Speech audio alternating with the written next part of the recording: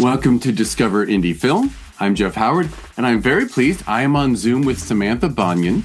Hey, Samantha. Hello. How you doing?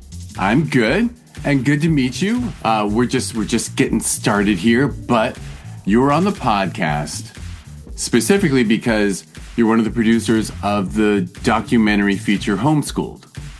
And Homeschooled comes out on June 1st, and it looks fantastic. It's actually, I would assume that you and everyone on your team really wanted to cover this subject because, right, one of the wonderful things about this era of film is highlighting underrepresented communities. And the homeschooled community, talk about underrepresented, and it's not single race, it's not single religion, it's not single anything.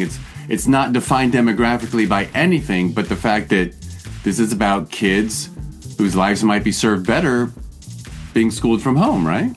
You nailed it on the head, Jeff. I mean, we really, homeschool documentaries have been done before, but they've always been either very religious aspect of it or just kind of political, trying to make a point about certain things. And we just wanted to create something to show the lives of these families for all different reasons to be homeschooled, whether it's COVID or bullying or mental health issues and etc., which was really a cool thing to have no agenda with it. We just wanted to meet these kids, these families where they're at, and really understand all the different reasons why people are homeschooled, and just to see their home lives was super cool. And it was rewarding in a crazy way that just doing regular scripted film.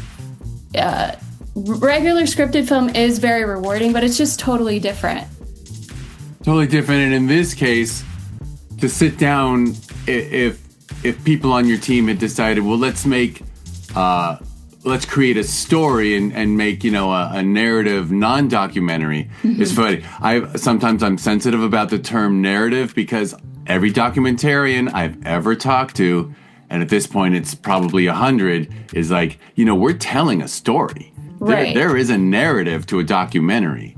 So it's funny, I lack a word for scripted, but I guess maybe the word is just scripted. Yeah. But if you'd written a script about homeschooling, you would have been on thinner ice, right? Yeah, I think so. And our director, Nikki Koss, also producing partner, she kind of randomly came up with this. I believe, if I'm correct, it was during the writer's strike. So we, as a production company, K Factor Films, had only done scripted projects before this documentary. But we were like, what can we do that we're open to do while all the strikes are happening and that we can be passionate about? And she pitched us this idea, and it was just a no-brainer. We're like, yeah, let's do it. That sounds awesome. Following these families, meeting these kids, and then basically the story of it is we follow them throughout a certain amount of time, and then we threw a prom for them at the end of it where they all come together because these families didn't know each other before. They bring other friends, other homeschool friends. So that was just super fun to do all that. And the prom was your invention, was the film. Correct. The film, because everyone's heard about homeschool proms, right? Right. They do exist. So it wasn't like it wasn't throwing a wrench in the gears. I assume that they wanted to participate in a prom at the end. Yeah, they were all so excited because, as you say, homeschool proms have happened in the past, but I think that's more, at least my interpretation of it is if you're part of a bigger homeschool community or certain groups, the group can throw it. Whereas most of these people, one of the families was a part of a homeschool co-op. So there's a little more people involved in that and friends you can go seek out during the week. But some of these people just all their friends are online and or in different areas of the country and whatnot. So I think for them, they were very excited to just have one of those typical high school experiences, as people say. And early on was the decision to really let the students express themselves. And I do see that there's moments with parents, but it really does seem student focused. Yes, definitely. So we very much focus on the students and their day-to-day lives and what they're going through. But because of that, the parents are also super involved because we kind of follow like, what's a typical homeschool day like for you? Or this random Thursday when at noon you go to boxing class and the mom is taking them to class. So it does focus on the kids, but the parents are very involved in it as well. Yeah, although screen time, you're definitely more about the kids, I assume. Yes, definitely. And did it? Well, okay. One of the questions that we always get with a documentary, especially at the film festivals and those Q&As with, when you have a full theater afterwards. And I always let you brag because documentary, as I said in our preamble, documentary is, I think, harder to make than scripted. It takes longer and takes a lot more heart because it's just so much work. So how long did it take you from pre-production to shooting to final edit? That's funny. I haven't thought about when we started it in so long. The actual shooting didn't take super long, surprisingly, but from conception to us releasing on June 1st soon, oh gosh, I would say 2 to 3 years. Yeah, probably too. Right. At least, which I mean is pretty normal for most films. I'm sure some documentaries, especially if it's an overtime documentary, have taken way longer. But because we were kind of following these kids up until the prom point, we kind of like counted down the days and weeks. So the actual shooting was pretty short. But yeah, so once you had your students chosen, then you were off to the races. But it must have taken a while to find the people, find people whose stories are able to. I'm sure everyone's story is engaging, but can they express it? Or how are they on camera? So was it really how long? I don't want to call it casting, but I guess I kind of want to call it discovery. How long did it take to discover your subjects? I love that discovery. Yes, it was definitely difficult and it took us a while. We reached out to homeschooled groups on Facebook, created, accounts for that and reached out pitching what we were doing. Cause, people are very wary of when someone comes in and they're like, hey, we have this film and we want to find people, which of course you have to vet the people that are posting in your groups. We did a lot of research. We wanted people in Southern California, which was proved more difficult than just a whole nationwide casting because we had to travel to them. We had to get the prom together, and we didn't want anyone to have to disrupt their lives too much for the prom. So everyone was within one family was 30 minutes away. The second was maybe 2 hours and another was like 2.5, 3. So yeah, it was quite the vetting process of going through those homeschool groups. And then our director, Nikki, and one of our other producers, Ryan, did a lot of the like going out and meeting them, doing the Zoom calls, and just some people, which you have to remember, these kids aren't actors, right? Like they're not going to be prepared. They're going to be nervous when they're meeting over Zoom. So we had to give them some leeway of like, you don't need to be nervous at all. Like this is not a big casting office to be on the Hunger Games or whatnot. So we had to kind of, which it comes with documentary filmmaking. You have to make everyone feel comfortable and like we're a part of their family. So all of that long-winded answer to say is that yes, it was difficult, but we were so lucky to find the kids and families we did. Right, right. So I assume there was a ratio involved in that too, right? Like talking to 20, 30 people narrowed it down to five or six who wanted to do it and would be good for the film.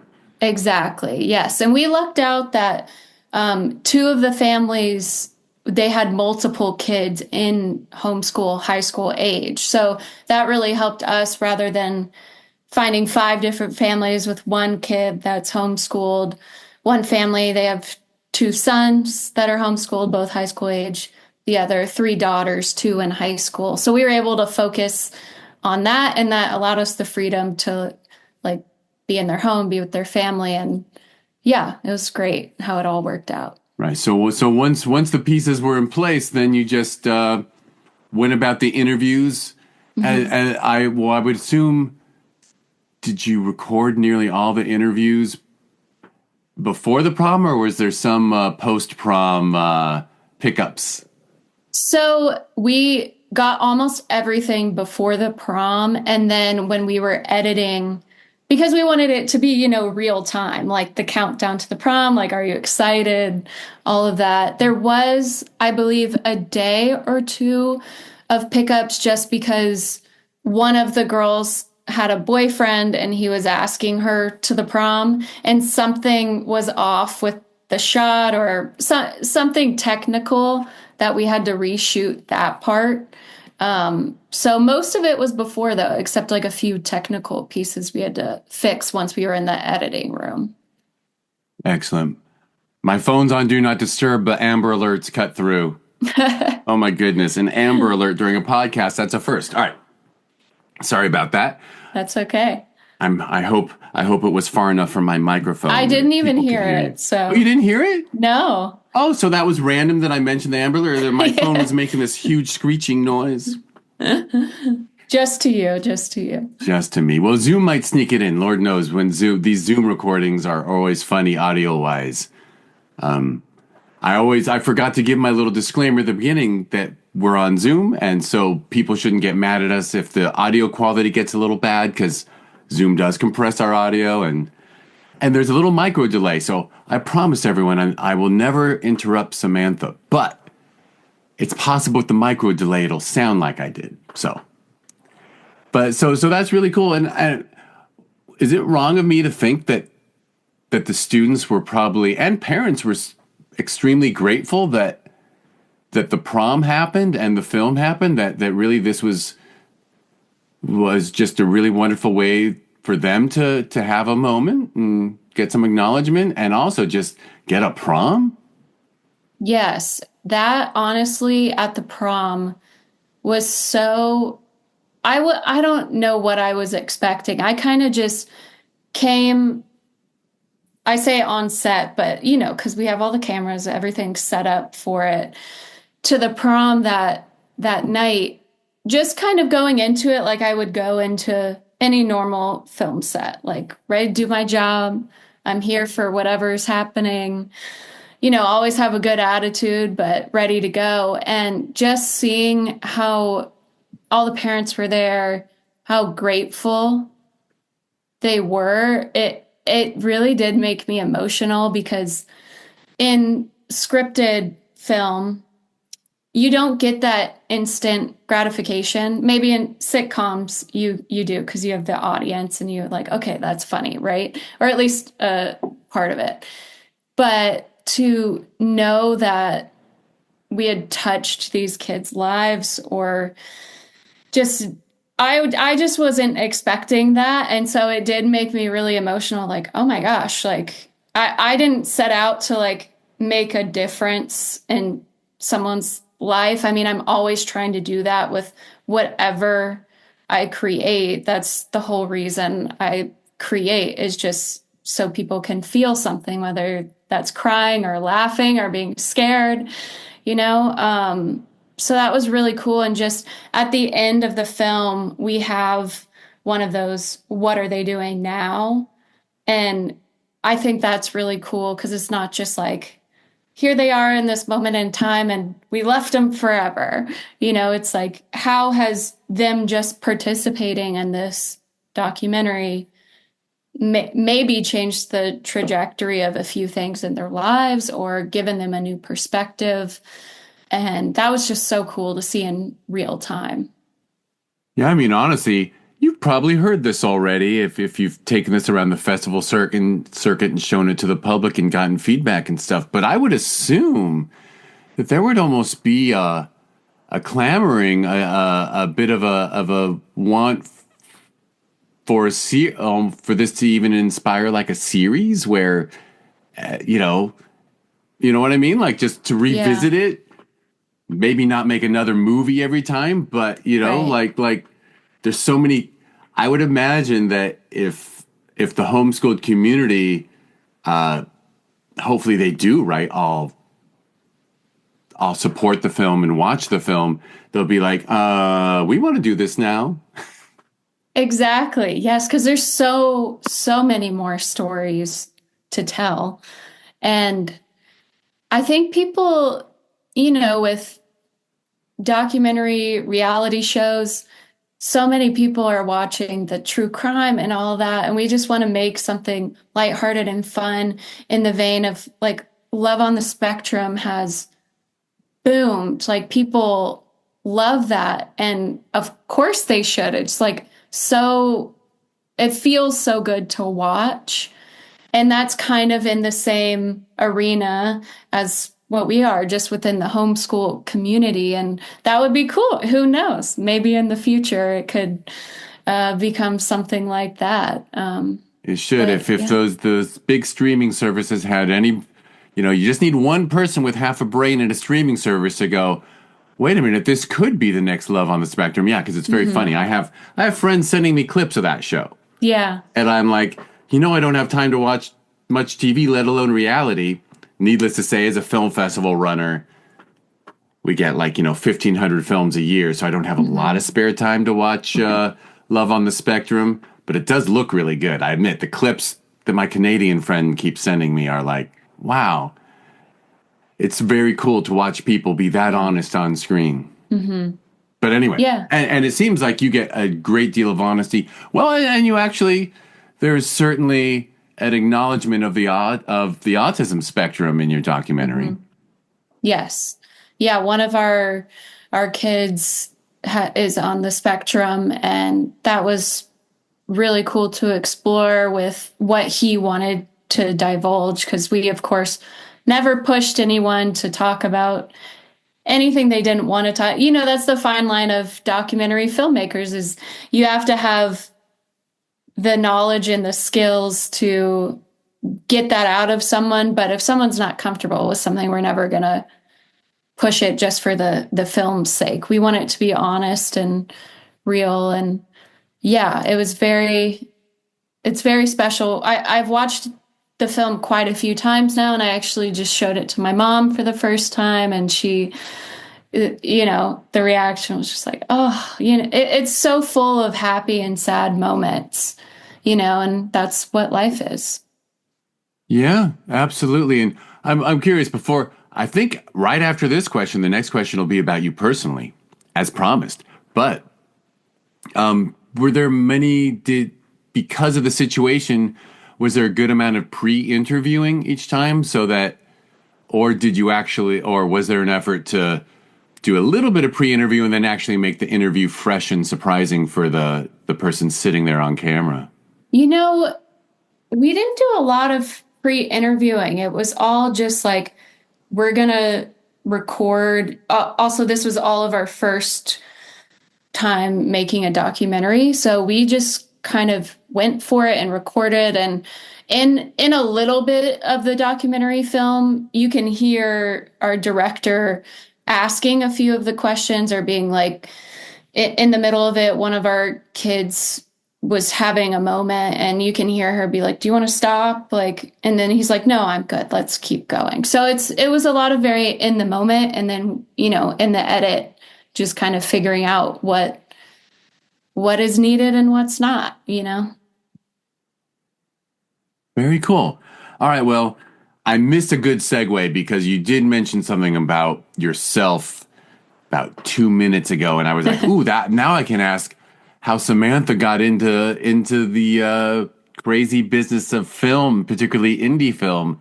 Yes. Were you a huge film fan growing up, and moving into this industry was a sort of a life goal, or how did you get into this? Because Lord knows, 3 years to get a documentary made, it takes a special kind of person with a love for it. Definitely. Yeah, I mean, I grew up with a love of film. I was never one of those theater kids, which I wish I was. Now, looking back, so I originally wanted to be an actor, and whenever I would watch a movie or a show, I kind of like, I still do this to this day. I get obsessed with like one actor, and then I would go back and I'd look at their IMDb and I'd watch every single thing they had been in. And just to it was like my way of studying, because I think at the time, being 13, 14, I didn't know how to study to be an actor. I just was like, I love this so much. And my family, my grandma, actually, I still have it. I wish I had it in this room with me. She had hundreds of DVDs, hundreds. And she was very organized. She labeled all of them with the little label maker. And I actually still have she has a whole like dossier where you can find what the movie is in alphabetical order and which room it was in and what number. So it definitely came from the family. I remember my dad would always look up things on IMDb and all of that. So it wasn't out of the blue. And then I told my parents when I was like, oh gosh, 15, 16, 17. I remember I made a little timer on my phone, and it's to tell them that I wanted to be an actor. Because in my mind, this was like such like oh my God, like I have to just tell them. They have no idea. And the timer went off, and I remember my mom or my dad saw it. And now in hindsight, I'm like, they probably thought I was going to say something so like dramatic. Like it just said, tell them. And I was like, I want to be an actor. And they're like, oh, we know. And I was like, what do you mean, you know? Like, and then so I went to college my first year, still trying to kind of figure out what I wanted to do. I had done some acting classes. This was in Austin, like 12, 13, 14 years ago. So there was a film scene, but it wasn't huge yet. So I was able to be a background actor in some shows and stuff, but it was more like an indie film that you've never heard of, right? And then I started taking classes and moved to LA, not knowing a single person when I was 20 years old, because I was just like, I have to try this. I have to try it out. Acted for a while, and then I just naturally moved into producing because it's just a part of my skill set with organization and all of that. And I'm still thinking about getting back into acting. It's just been so long since I've been in class. So I'm kind of at the crossroads of I love producing, but I also have been writing and trying to maybe get back a little bit into acting. So just the creativeness of it. That's my little spiel of how I came about. But yeah, I was in LA for the past 10 years, and I just moved back home to Austin in November, and the film scene is a lot better than it used to be here. And since COVID, so much is online you can do.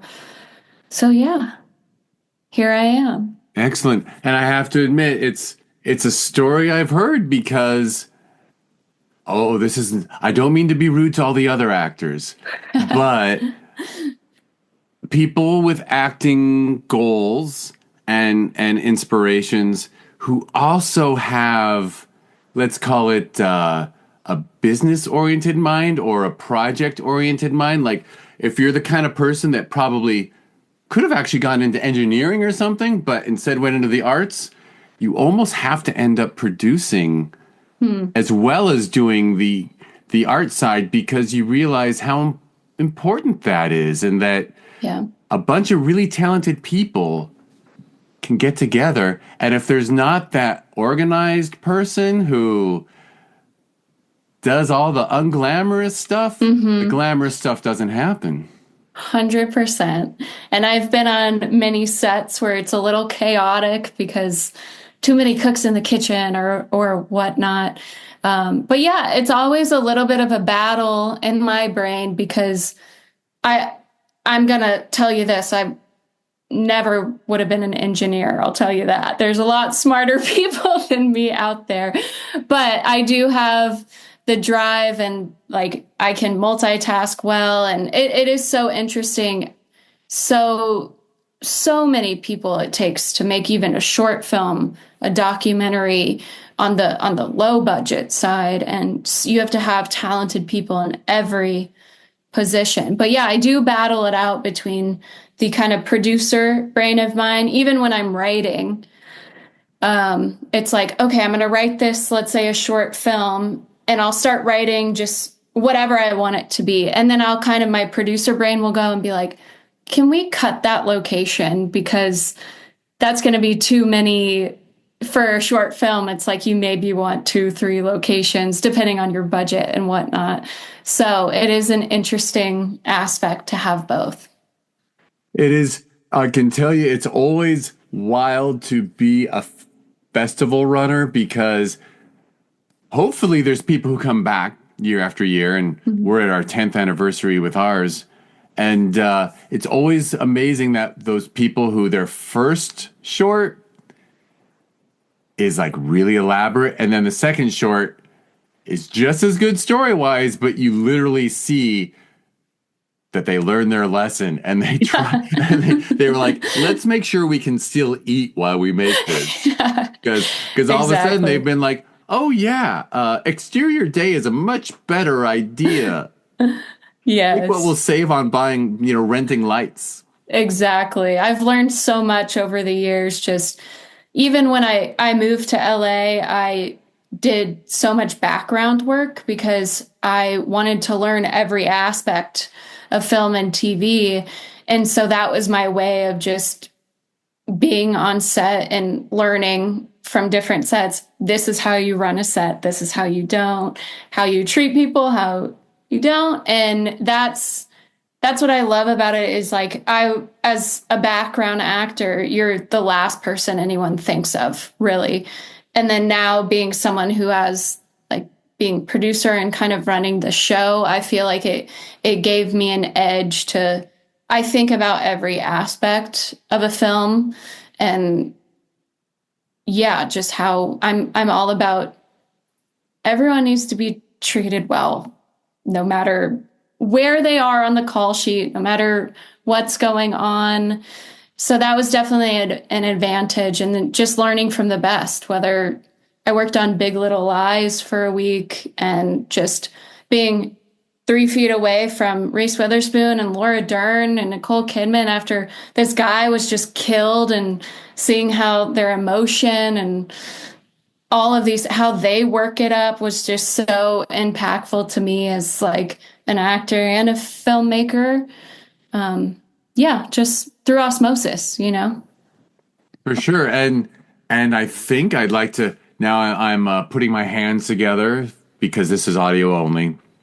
But I mean, it really does feel like the treating people well thing has really finally locked in because when I was your age, there was that ethos that no, you should treat people terribly so that they have to prove themselves. And then finally everyone realized, wait, abusing everyone, it's just not smart. A chain of abuse is something that has to get broken. I agree completely. And lucky to be in film and entertainment in 2025 and things are changing and getting better. There are intimacy coordinators now. There's all of these checks and balances. I mean, I'm sure we still have a long way to go, but yeah, I just think I've never been a person that's like, I got here on my own, so I'm not helping anyone else. no one gets there on their own. It's like someone has to take a chance on you, or you get lucky and you meet someone and then you work together and this and that. I'm all about looking back and seeing the little invisible strings of I was meant to work on that set because now that person is my writing partner because we were roomed together, and I've met people who they just don't give anyone a chance, and I'm not that person. Well, and now thankfully the mean people are not getting hired again finally. Let's hope so. I won't jump on too high on the soapbox, but you know what I mean. It's when it is always funny when certain famous people get called out for their ill behavior on sets or in restaurants, and you say to yourself, I really hope that's the end. I really hope that everyone. And abusingly, I shouldn't share this with you because you're young and the world is probably a lot. But at the very least, I know some terrible people who have actually said, well, you can't act like that anymore, even if they deserve it. You know what I mean? Like, so they know to regulate their behavior. Mm-hmm. It's almost like, I don't even want to bring it, but it's almost like the people are like, oh, you can't say that word anymore. Right. And it's like, they want to say the word, but they feel like they're not allowed to. So that's cool. Yeah. At least it's a step. It's a step. It is a step. And then maybe, when you're my age, you'll be talking to young people like, yeah, everyone's really pleasant. Like most sets are positive. And you'll be like, yeah, you don't know what it was like. Back in my day. Back in my day. I know I'm at the back in my day phase of my life. Well, excellent. Well, this is all very cool. And anything else? So people who want to see it, you want to tell them exactly where to see it? I mean, we'll have that a clickable link in the show notes, I'm sure. Yeah, so it's coming out June 1st to rent and buy. It'll be on Prime, Apple, and I'm sure we'll have even more, but those are the two I know of for now.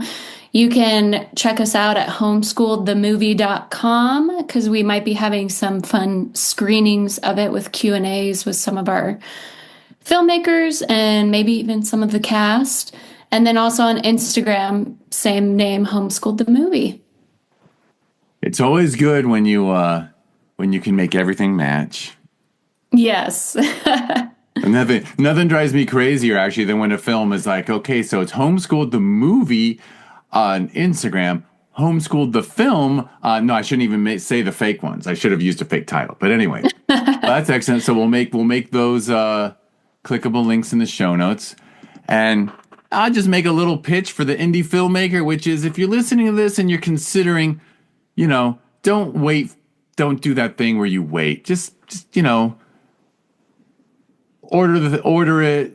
Spend whatever. I don't know what the rental is, but it's probably $3.99 or $6.99. It's like less than a movie ticket, and you're actually supporting an independently made documentary, which is important. Yes, it was so much fun to make, and it'll, at the very least, I think it will brighten your day. So please support us, and thank you guys. Absolutely. All right. Well, we will sign off now. I will make those the clickable links, and I will do my closing rant, or not a rant, but first, thank you, Samantha, so much for doing the podcast. Thank you so much, Jeff. I appreciate it. Yeah, it was so fun talking to you. Oh, yeah, it's wonderful. Thank you, everyone who's listening. If you want to learn more about the podcast or a TV series that was born out of it, go to discoverindiefilm.com.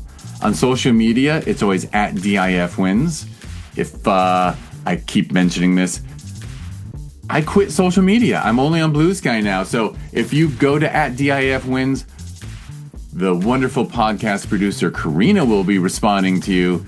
I'm only on Blue Sky, my friends. And for some reason I quit social media just because I needed to. And then within a week I picked up a book and read it. So I'm just saying, if you think you're the kind of person who doesn't have the attention span to read anymore, just look at your phone a little less. And then your brain will actually say, I didn't plan it. My brain just said, hey, remember that book you were going to read? Why don't we read it? And I was like, that's a good idea, brain. And so anyway, that's my pitch to the world, to make sure you go to the Homeschooled social media, whatever your favorite is. But what can I say? I can't. That's my. But read a book too, education, or watch a master class or whatnot. Do stuff like that. All right, so that's discoverindiefilm.com and @DIF wins on social media. If you go to discoverindiefilm.org, that's the nonprofit that runs the 2 film festivals that I run. That's Film Invasion Los Angeles that we hold every June. So this year it's June 19th to 22nd. So people will be able to talk about Homeschooled. You should watch Homeschooled and then come to Film Invasion Los Angeles. So just learn about that one if you go to filminvasionla.com, and it's @filminvasionla on social media. This year's the 10th anniversary. If you, in December, we hold the Sherman Oaks Film Festival. I call it the Sister Festival. I don't know why they're sisters, but I should say sibling. But you can learn more about that one at ShermanOaksFF.com, and it's @ShermanOaksFF on social media. Both are ranked in the top 100 best reviewed worldwide out of 14,000. But there's 14,000 film festivals in the world, which who knew? Wow. I think that's because every year they start 3,000 and stop 2,900. Exactly. Those are numbers that I pulled out of somewhere I shouldn't mention. And the last thing is, I call those sister festivals their cousin. They get a cousin next year, January 2026. We launch Film Invasion Lima, Peru. Amazing. That's awesome. Oh, I get to go to Lima. Yeah, how fun. And I will joke with you as a film producer that if I told you the rental difference for a theater for 6 hours in Los Angeles and a theater for 6 hours in Lima, we could have like a month long. We could have a month-long festival in Lima for what a weekend in LA costs. There might be a few more Lima festivals popping up then. Yeah, or who knows that it would please me to no end if the team running Film Invasion Lima, who I trust with the name, it would mean the world to me if it grew bigger. How cool would that be? Yeah. So anyway, I mentioned Film Invasion Lima. If you're a filmmaker, check it out.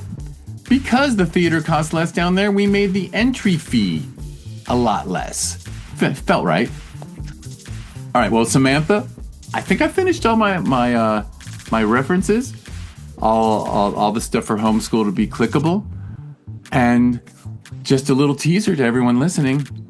I'm going to hit stop, but then I'm going to hit record again, and Samantha will answer the Discover Indie Film 4 questions, which means you'll find out Samantha's favorite films, underrated, overrated, and a lesser-known gem that people should watch. So there's another podcast after this one that'll come probably 2 days later. Find out if I have any taste at all. For sure. And if you want to make your lesser-known people should seek out Homeschooled, totally acceptable. But probably people would check out Homeschooled anyway if they listen to this. Yes. Thanks so much. All right. Thank you. And thank you, everyone, for listening.